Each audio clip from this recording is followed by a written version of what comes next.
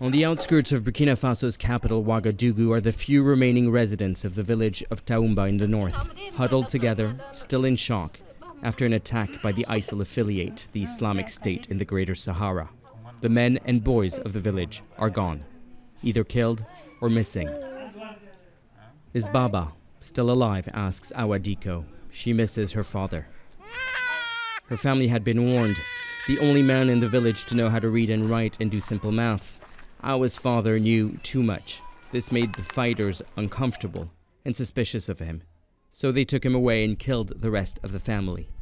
Awa survived because of help from her neighbors. She was brought to the capital. This is her home for now. But for how long, she wonders.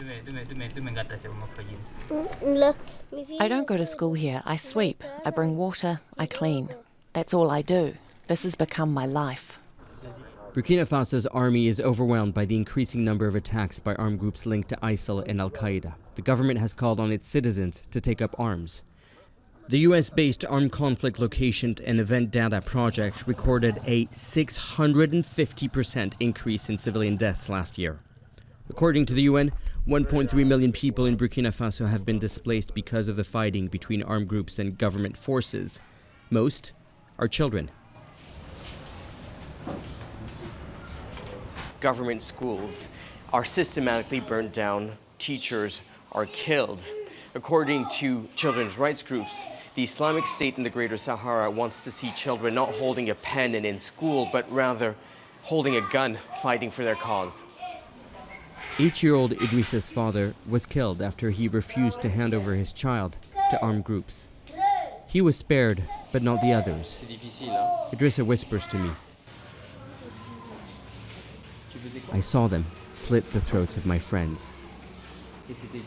In orphaned children, armed groups see potential fighters. The government says children armed with guns and machetes aged between 12 and 15 killed 160 people in the village of Solan in June.